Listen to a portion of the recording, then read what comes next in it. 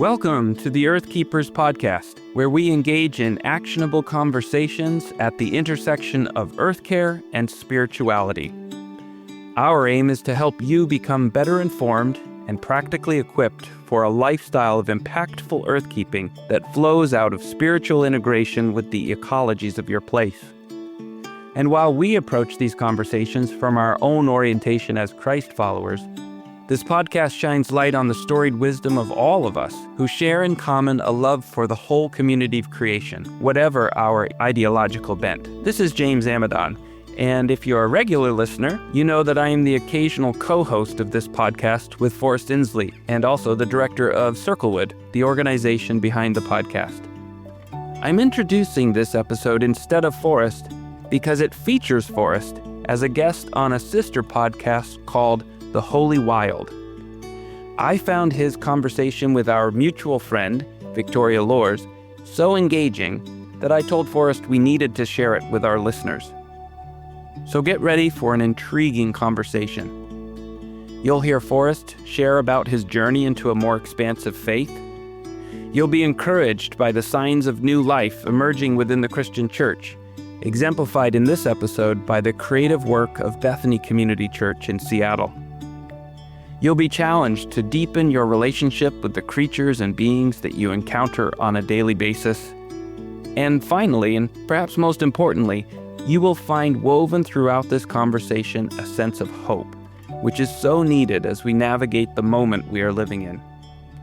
So enjoy this stimulating conversation, and I'll return at the end to offer some closing thoughts and suggestions for how we might put the themes of this episode into action in our own lives and communities.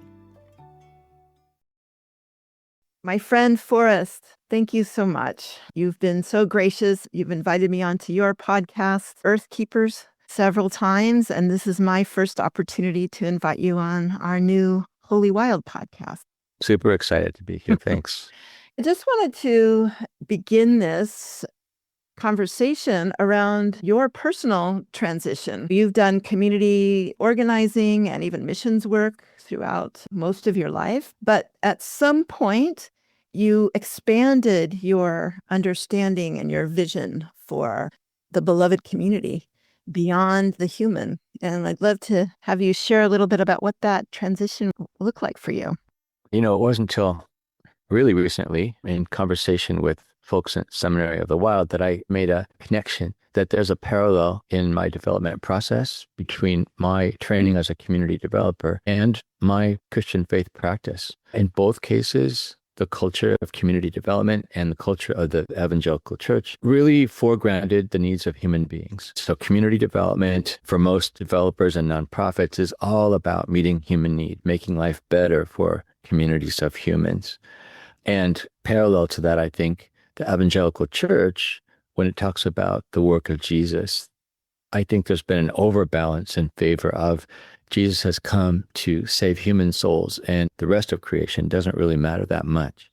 In both cases, for me, there's been a transition over the years away from that towards something that's more inclusive of the broader community of creation. When I was a graduate student in Chicago, I really thought about coming back to Seattle in order to somehow help people to encounter God in nature. I knew that in the Northwest, a lot of people knew God through their experiences in nature. And I thought, well, why not make that part and parcel of church life and faith practice? But I was part of an evangelical church at that time. And in those days, it was pretty standard to say that that wasn't so important as the saving of souls. So my pastor, when I talked to him about my vision for a different sort of faith practice involving nature, said, well, Jesus didn't die for the mountains and the trees. And I believed it. There was part of me that was ready to believe that. So I don't blame anyone, but that was evangelical culture that I'd grown up with, right? There wasn't room for a more expansive vision of Jesus' reconciliation and repair work to include all of creation and not just human beings. So that led to me being a missionary in Turkey for a number of years, and it was a great number of years. We planted churches and did really cool humanitarian projects. But all along I thought, man, there's something else that I'm missing, that I'm called to, that involves the rest of creation, involves reconnecting to the natural world and making that part of my understanding of faith, my theology, really. So after my term in Turkey, I came back to the Seattle area and was asked to start a graduate program in community development. So I did that. And again, I was up against this assumption in community development that the needs of people were primary. That's what really matters. And it doesn't matter what else you do, as long as human beings are somehow having their lives made better. Right. So it might be about water, but it's about water for humans. That's right. Yeah. Yeah. So relief work is part of community development. And so you see nonprofits go into Haiti after an earthquake, provide food, provide water for the people who needed it desperately, and then they leave. And they would leave behind mountains of trash, of styrofoam and plastic, because there was just no attention given to the impacts beyond human need. So I began to teach in a different way and to help people in the community development world and help my graduate students to understand that community is much bigger than people. That's something that I really was learning from indigenous mentors and teachers, to understand that the goal in life is to be a good relation in the broader family of creation. Expanding that idea of community was coming up against a lot of pushback because the culture was so entrenched. But my students got it, and they are all over the world now trying to influence community developers in that direction. So I do see a change happening, not just because of our program, but I think in general, people have a better sensibility that the environment has to factor in to this work we call community development. Right. I think there is a change. We're living in this bubble now where most of our connections and people we're working with get it. But I see that it is a bigger change. There's a shift in the world, and there's a shift within the Christ tradition. And it includes this larger, expansive view of community and care and kindness that expands beyond other people.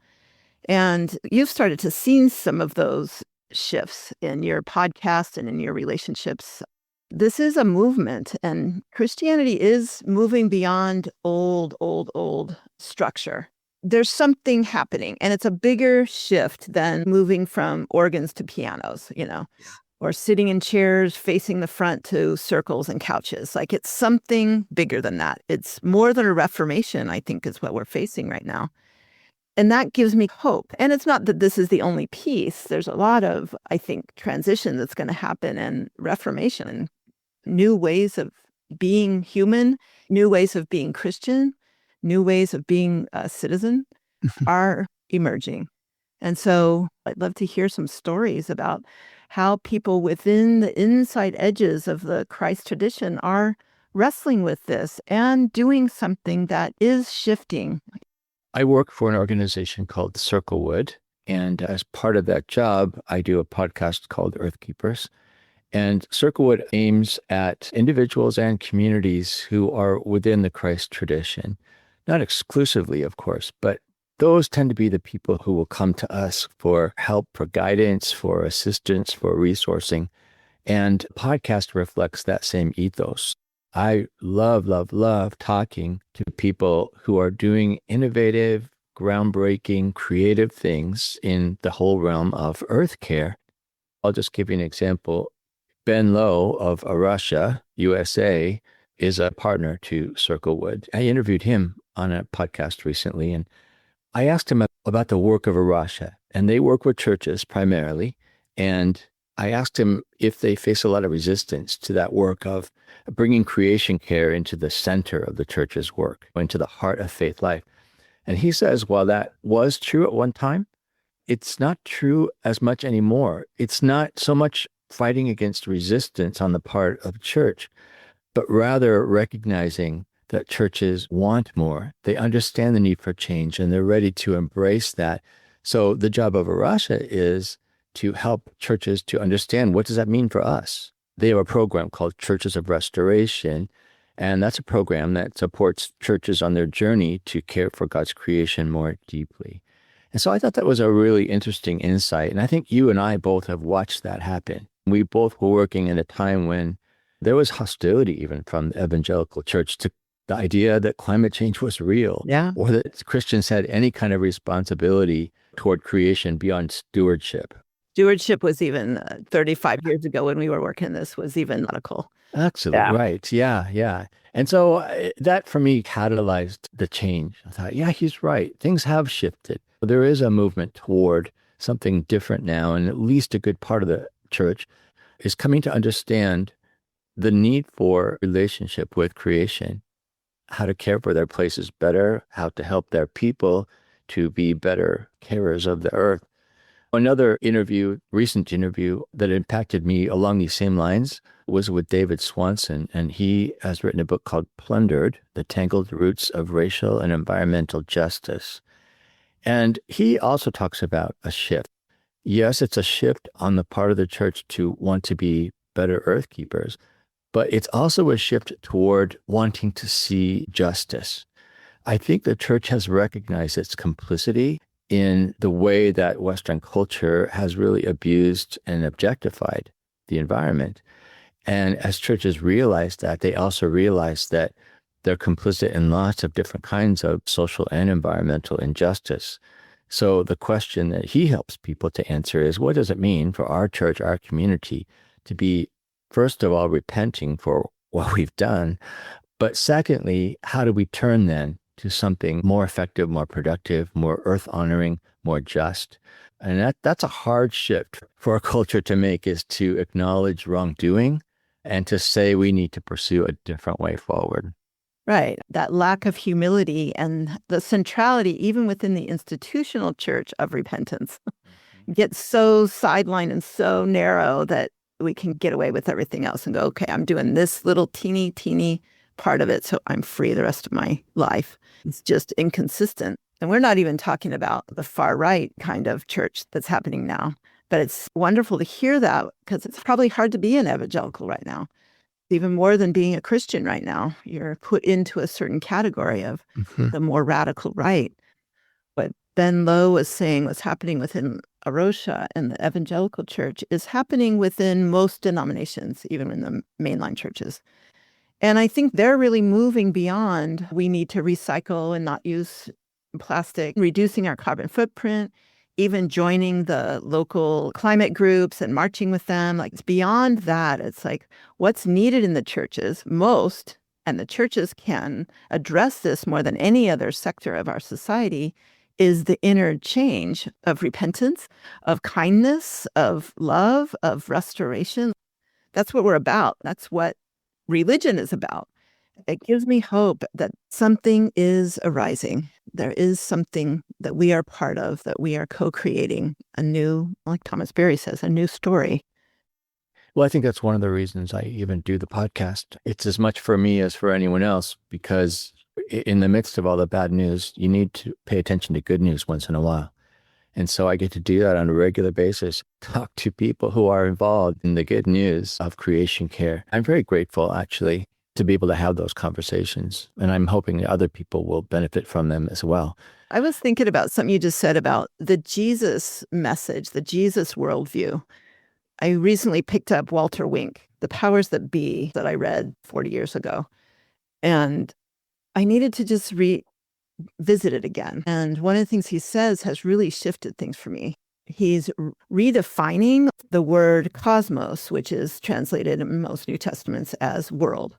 So it's like we need to be separate from the world. The world is the problem. So a lot of the old Christian worldview was that earth is evil. We need to be in heaven and we need to disconnect from the earth. But he translated the word cosmos as worldview. Yes, we live in this empire, and you give to Caesar what is Caesar's. We're here. And there's another way to live. It's not the way of the worldview of domination. It is a new way. So I feel like this movement that's expanding is really narrowing down to what it means to be following the message and the life of Jesus. Yeah, which I think is ironic. I don't know if you read the news this morning, but Trump is going to rename the Department of Defense as the Department of War, which is just a reflection of a greater ethos of this administration, which is about domination, which is about imposition, which is about control. So it's ironic, don't you think, that as that is happening, a large part of Christendom is not doing that. They're looking at the world in a different way, to use your description of this shift that's happening. So that actually does make the work of turning, of re-theologizing, reimagining what the church is for, what Christians are to do, as subversive work, as work of resistance. Yeah, it is what gives me some hope, because every X number of years, a new emperor takes over and wants to rule the world. It's just a human story, but it's not forever. It's only a human story for the last few thousand years. So I really do listen to and believe, like Phyllis Tickle, who talks about every 500 years, the massive changes in Christianity, and that we are in the latest one, which she says is as cataclysmic as the coming of Jesus. When I first read that 20 years ago, I was like, really? Yeah. And now I see it. Now I can feel it. That's the uprising that will meet. That's why it's getting so crazy, because I think the whole world knows something major is shifting and really not wanting it to change. Yeah. Change is hard and scary, for sure. This is the worldview shift we're talking about, which is the work of the church, which is the work of Christianity. It's a worldview shift. It's seeing not a kingdom of emperors, but a kingdom of relationships and love. Do you have any other stories of churches who are making this shift and wrestling with their complicity and then doing something different? Actually, Circlewood is working with a church right now called Bethany Community Church, and they're in a very urban area of Seattle. They have what's called a wilderness ministry, and they organize a lot of hikes and camping trips and such. And that ministry in their church tends to draw a lot of people who actually encounter God more readily in nature than in any other place. And in many cases, those experiences are more church than anything the church might do on a Sunday. So I think it's been interesting to see that experiment going on. And Circlewood's actually going to be teaching a year-long series on the journey of ecological discipleship to that group over the next years. But we're doing other things too with the church. For example, at the intersection of 3 major roads where the church property is located, there's this very, very big triangle of lawn that has been that for years and years and years, and no one really goes there. No one uses it. They just mow it and water it, and it's dead land in a lot of ways. But what they decided was, rather than change that land into a community garden, which can be an overused response to the desire to care for the land better, they said, well, let's listen to the land and see what it wants to be. Oh, see, there's the question. Yeah. Yeah. How to do that is tricky. How do you listen to the land? But listening to the land involves paying attention to history. What was the land before it was urbanized?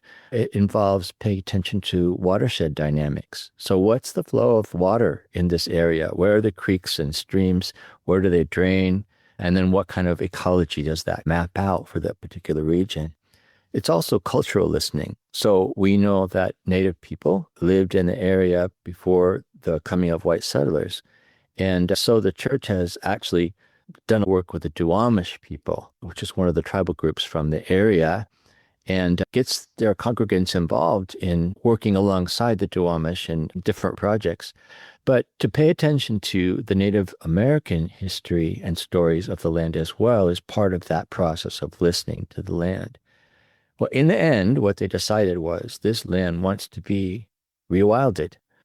And so it took a long time. It was a slow process. Both the listening took time, but also the process of restoration, because in order to kill grass to make room for native species, you don't want to just rip it off the top of the soil, because you're taking away a soil ecology, really. So we covered it with cardboard and wood chips and waited a year for that grass to die, but the ecology of the soil stayed healthy and alive.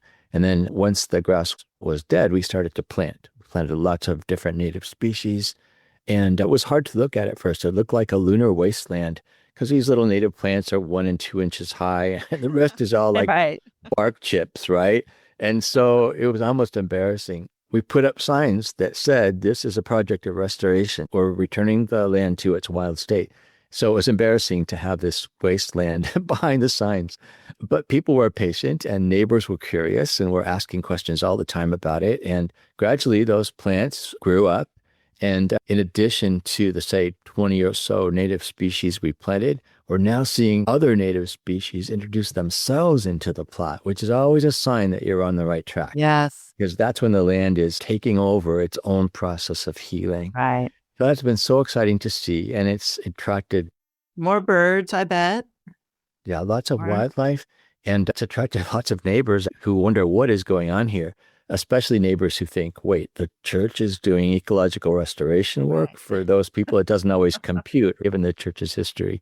But that's actually made for some really good conversations and good relationships with the neighbors as well. So that's an example of a project that goes beyond let's plant a garden. It's a lot more nuanced. It involves humility. It involves acknowledgement that, yeah, we've not been doing the right thing with this land. We've probably been abusing it. But then it involves taking the time to listen to the land and to develop a vision alongside the land for what it could become. Community gardens are also a nice step, but they're still human focused. Yeah. Yeah. And there's nothing wrong with it. It's just acknowledging that, but the deeper layers of listening, that's what we do in Seminary of the Wild. How do we move from what our assumptions are and repent of our biases? You can't change them unless you can see them with humility. And then deeper than that, just to be able to use all your senses, all of the historical things and things you were talking about. And then also just the actual listening that the native peoples do. They listen to the trees. They have that direct conversation in a way that we are starting to remember, but it's been forgotten for so long. It takes a while. But it is possible to enter into essentially sacred conversation, even with somebody who's very, very different from you. They speak the language of mycelium, and we speak the language of English. And so we need to move out of our heads even to enter into that kind of conversation. In community development, you often hear about empowerment, empowering the people to be their own solution, empowering the people to develop their own economy, et cetera, et cetera. But empowerment, when you really think about it, it's about one-way word. Empower means there's some person with the power who gives the power to people who need it. And that's often the case. It really is empowerment in a lot of ways in community development. But what is missing is that dynamic you're describing. If we want good things to happen, we need more of a collaborative approach. We need more of a mutual reliance. In the graduate program that I started in community development, we invented a word, co-powerment, as an alternative. So if you're going into a situation where you're starting an orphanage or wanting to help a village start a school, you can go in with your predefined and predetermined solution and impose it on people, and good things could happen, right? But if you take the time to do deep listening to the community first, to understand why there are orphans, to understand why there isn't a good school in the village, to understand what the challenges are, but also to understand what are the resources here, what are all the good and beautiful things that are already present in this space that could be brought together in a way that creates something new and helpful that's just much more sustainable because it's more intrinsic to a place. So that's the big change in community development that I and my students work for, but it does really apply to environmental work as well. And that's where you listen to the soil, where you pay attention to the life that is there, where you pay attention to history and water dynamics. You can't do good and sustainable work on your own. You have to see it as an interdependent relationship. And that's the foundational worldview shift. Otherwise, it's still a species supremacy. It's a white supremacy. It's a male supremacy, whatever it is. Like, that we're so conditioned in our culture to the one-up kind of power. And so that, I think, is just so foundational. It's a humility that we are one of the beings that have particular gifts to bring, just as the trees have particular gifts, just as the soil has particular gifts. And so it is a relationship. It's restoring that actual kindred relationship, even if you don't use those words. You don't need to use those words, which is what I like about the word and the concept and the practice of conversation, like podcasts. A true conversation, you don't enter in saying, this is what I want this person to know. You enter in with an openness. The fact that the other person misunderstands you is the beginning of the conversation. because then you can understand how they misunderstood, and that shifts what you're saying. And it's a what'd you call it? Co-powerment. Co-powerment, yeah. It's a co-development. It's a co-creation Yeah. of aliveness. Yeah, and as you say, I do actually think that relationship language that is maybe becoming more prevalent is setting people free to embrace this worldview shift. But even if you don't want to talk about relationship or a spiritual dynamic, you could just talk about ecology, because the fundamental premise of ecology is relationship, right? Yeah. Everything is held together. Yeah. Yeah. You take away the bees, well, there goes your whole ecosystem. Yeah. Right. Your whole aliveness. Yeah. Yeah. Yeah. And we're just barely embracing that as a culture, Yeah. much less the deeper impact it has on our own spirituality and taking our place within the ecosystem. And that's really, I think, what the new story, what the vision, what the end game is for this whole movement. There's all kinds of nuances of it, but I think that's just so foundational. If we can't see ourselves as one of and see how we are a ecosystem together, and that I am not free until everyone's free. This has just been a message in that resistance movement throughout all of history. And that resistance movement has always been there and has always remained on the edges. But I feel that this big transition, that this worldview needs to be more than on the edges. And it's not like we have to become evangelists about it, but I think the more people that are awakened to it and live that way and are unafraid to do what Bethany Church did, to just say, you know what, when we listen, it does look messy at first. And we're okay with being in the unknown and the nighttime and the darkness and the death and the compost for as long as it needs to take for new life to come. Well, that's the thing, though. There's lots and lots of examples of Christian communities all over the world doing this really cool stuff. Well, even just looking in Seminary of the Wild, like we just brought Forrest on as one of our guides in Seminary of the Wild Earth, because this particular cohort is populated by a ton of pastors and other people who are within the institutional church. And it's the first time, it's probably 70% of the cohort. And other years, it's like maybe 20%. So it's just really fascinating. These are little clues to a bigger shift that is happening. Circlewood is a place where people can come to learn how to listen more deeply and do something proactive in their relationship with the land. But also, I'm just thinking about locally. Now that I live close, there's a need for us to draw together personally for the times that are continuing to unfold, and to not just hunker down and survive together, but to be co-creating what it means to be a spiritual person, what it means to be a human in the midst of this collapse. And I'm hoping that that's part of the vision too at Circlewood. We have 40 acres of land on Camino Island that we really care for and are trying to restore back into health. And that's going really well. But it's turned out that through the podcast Earthkeepers and through the Ecological Disciple, we've been forming more of a global community of people who maybe feel alone in this work and who want to find their tribe. They want to feel like they're with other people who also value this need to reconnect to place, reconnect to ecologies. So we are continuing that work. We do want to expand our work more locally, and we have just completed a building on the land, which will be an education center. And already we've gathered cohorts of people. Our most recent cohort, for example, was a group of young folks in their 20s and 30s who were looking at vocation. What does my vocation have to do with being a good earthkeeper, a good citizen of creation, a good family member?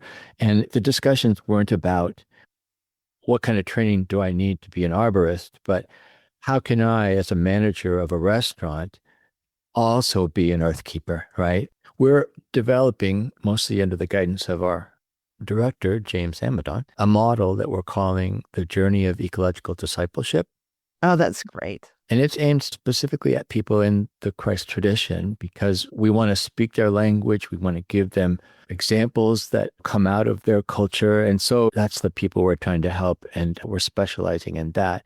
So with that model, I think we then have to decide how can we best help churches to apply that model to their congregations, but also how do we help individuals who are trying to make that journey as well. Essentially, the shape of the journey is leaving the old behind, leaving the confines of church culture and incomplete theology, journeying out to the edges to discover something new, to discover something better, different, more true in terms of our relationship to creation, and then returning closer to the center, where then we help other people perhaps to make that shift as well. So there's more steps to it than that, but that's the general trajectory, the shape of it.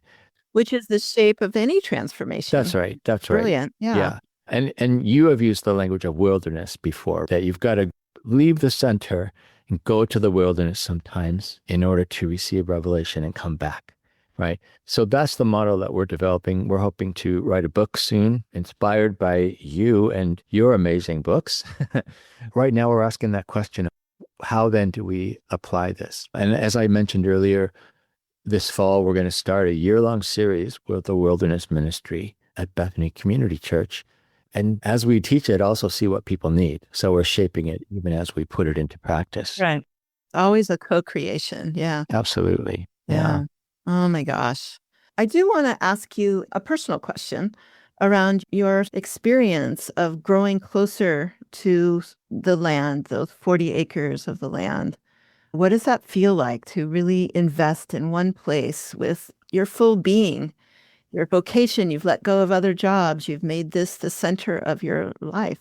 You're moving to Kamana. So what does that feel like? And how have you experienced that? And are there any particular places or beings that really have reached out to you for deeper intimacy? That's a good question, because that is such a part of my transition right now. I don't live close to the land. I don't live on the island even. So there's a strange tension in me. We do our work there. Our offices are there. Whenever I drive up, I'm still a guest in a way. I haven't fully lived into a place, and I look forward to doing that. And so that's why I feel the need to actually move up to the island. Yeah. So I'm in that process now of making that transition. But one of my particular jobs right now is to landscape, quote unquote, the area around the new construction of our classroom community center. And it's that moonscape dilemma. Right now, it looks so awful. And the things I'm proposing are all about rewilding, all about wild plants. And you can't just change an ecology overnight. It was damaged land, and there's a lot of invasive species that dominate, particularly the area around the building. So the work of listening is happening. The work of replanting will happen more this fall as we clear some of the invasives to make way for more natives. But we dug a pond to try to follow the drain paths of the rainwater across the lot where the building is. So we put a pond at the end of that, so in the winter it will be a place where water collects. In my head, I've got this vision of a beautiful pond with native pond lilies and native iris. In the long run, it will be that. But right now, it's just a giant hole in the ground. And all that lives in it are mosquito larvae, millions of them. And I just stand at the edge of the pond and think, give me courage to believe that this will become something, right? So, But that's part of the journey you were talking it about. is. It's like it doesn't go straight from leaving to returning. It doesn't go straight from Good Friday to Easter Sunday. There is that Holy Saturday that is all about grief. It's all about surrendering how you think things should be and your expectations. And I think the Christian church has skipped over that a lot. And so I think that is part of the journey. And so that journey of grief, of mosquito larvae, they must play some role in the restoration. And doesn't mean we have to like them. But it does mean it's real, and we are patient. That gives us patience in the place. We can be okay with creating some chaos in that letting go. And the resurrection is beyond us. Like, we can't make the plants grow. The only thing we have agency in is that in between, with patience, being in the unknowing, allowing the compost to do its thing, putting the cardboard on the lawn and letting it look ugly for a while, is holy. It's part of the sacred journey, and it's just as sacred as the new life of the butterfly is the cocoon of losing everything and becoming mush. That's sacred too. I will say that there are moments of grace that keep me going.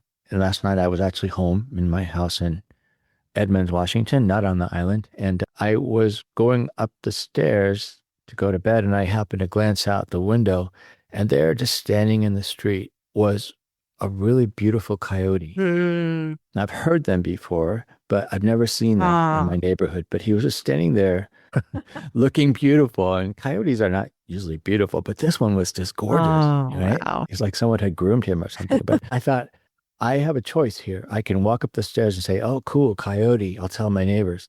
Or I can say, this is a moment of grace. Mm. I am being honored to see this coyote. Yes. And not to hyper spiritualize it, but I felt like God is in this moment, in this place, in that coyote for me. Absolutely. And I went to bed with just a deep reassurance. That's all I felt. It's like, okay, in the midst of the stress of moving and all these other things happening in my life, it's going to be okay. That was what came to me. That's so beautiful, because that is it. That's the deeper listening too. It's like, I don't remember where I read this, but it felt so right. I've adopted it myself, that wild beings choose to be seen by you. Like, they know you're there way before we know they're there. And so when that happens, we have to overcome our normal cultural dismissal of that into, this is something sacred. It's just like when you have a significant dream, these are encounters. Our dreams are also holy. They're encounters that we can just dismiss and go, that was weird, what I ate last night. Or we can really listen to them and let them be part of the change within us. Well, I like your point that wild things choose to let us see them. I think there's another choice on our part. We choose to see the wild things. There it is, yeah. In certain ways, right? I thought about this actually, again, walking up the stairs after the coyote experience. I thought, in order to receive that moment, you have to be intentional and proactive. You have to be ready in a way and expecting something. Yes. Right? So, and that makes a difference. Otherwise, again, it's just a coyote that you happen to see. Right. And I did think about you because you've influenced me in this way to make me more intentional. I remember in our very first podcast episode, when you were on Earth Keepers, you talked about your experience with a goose and with grief. And at the time, it was very uncomfortable. Yeah. It just was like, oh, wait, what? Isn't that just anthropomorphizing or imposing your vision on a goose? Right. But it isn't that. And I think both James and I, after that interview, really resolved to practice presence, to practice intentionality, to practice expectation and see what would come. And it's that approach. I overquote this because it's so foundational. John O'Donohue. Whenever we approach anything, a child, a forest, whenever we approach anything with reverence, he says, great things decide to approach you.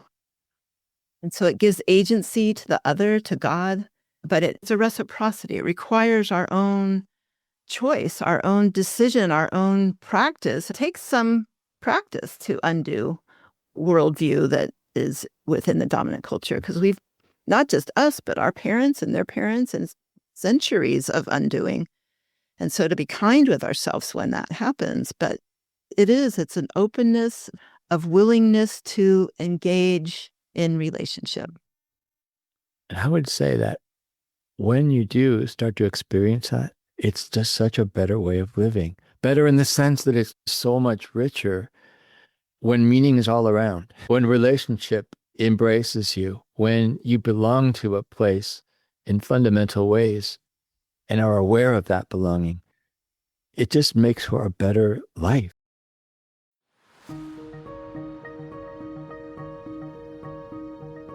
So that was our own Forrest Inslee in conversation with Victoria Loorz, originally recorded for Victoria's podcast, The Holy Wild.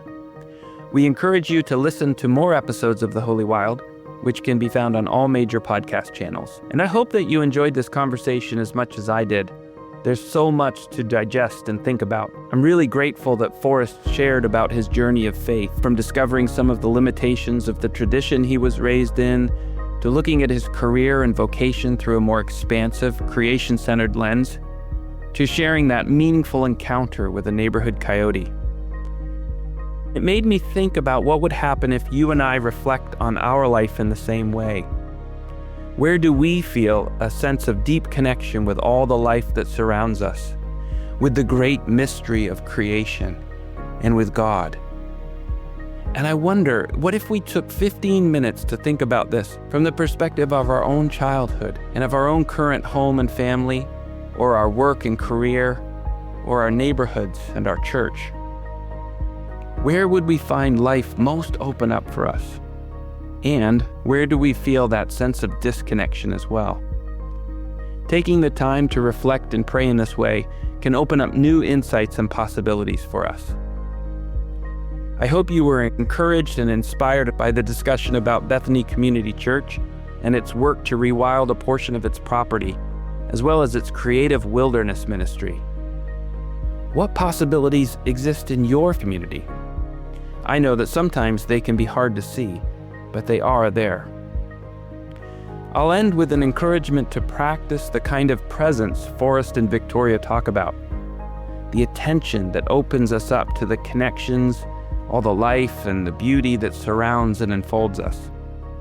Victoria paraphrased words from the poet and philosopher John O'Donohue, and I'll leave you with the exact quote from his book, Beauty, the Invisible Embrace, where he writes, "When we approach with reverence, great things decide to approach us.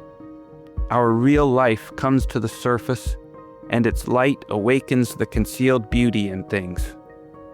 When we walk on the earth with reverence, beauty will decide to trust us."